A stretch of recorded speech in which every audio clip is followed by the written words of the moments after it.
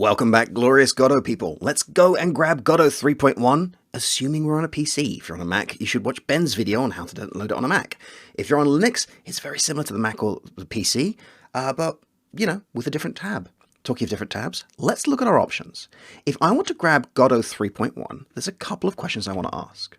I want to ask, do I want to get it from GodotEngine.org or Steam? I'll show you both and talk about the pros and cons. I also want to ask myself, am I going to be using C#? So let's go over to my desktop, hello desktop, and I'm going to open Steam. Here's Steam. Currently there's a Sega Publisher Weekend, hello Sega, and I'm just going to type in Godot and press enter in the search. And right at the top here, Godot Engine, free to play. If I download it here, I can just use now. If it doesn't say use now, it's because you haven't already downloaded it in the past. But if I press this, I'll say, oh, it's going to take me 2 minutes, probably take me less than that to be honest, and it'll start downloading. The advantage here is that we'll update automatically. It's good to go, you don't have to do anything. It'll also download all the example templates, which also means that you're downloading more than you need to. The disadvantage is that the Steam version doesn't get updated as quickly as the main page version. It takes a few extra days. So if there's a new big version, for instance, 3.1 was officially released 2 days ago, but it just went live on Steam today.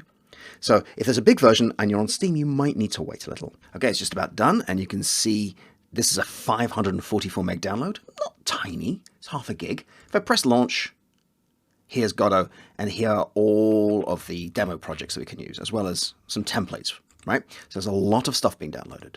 Well, what if I don't want to use Steam? Well, let's close Steam. Let's open the browser. So I'm going to open my browser, and right here I've gone to GodotEngine.org, and I just want to go to download. And it should detect my operating system, so it knows I'm on Windows, specifically Windows 10. And I have a couple of choices. Do I want the standard version that's going to allow me to write in GD script? Or do I want the mono version, which will include C#? If you do want the C# version, which is recommended if you want to learn C#, do read these, right? The 30-bit mono libraries do not run on a 64-bit Windows system. So at the time of recording, if you have a 64-bit machine, you must download the 64-bit mono version. If you want mono. If you don't want mono, you could download the 32-bit if you want. I don't really see the point if you have a 64-bit machine. You also need to make sure that for the mono build, you have MS Build.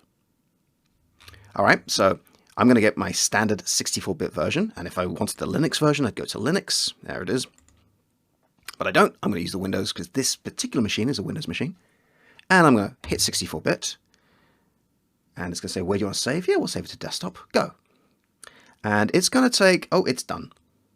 Now the reason is it's not downloading all those other projects, right? There's no templates.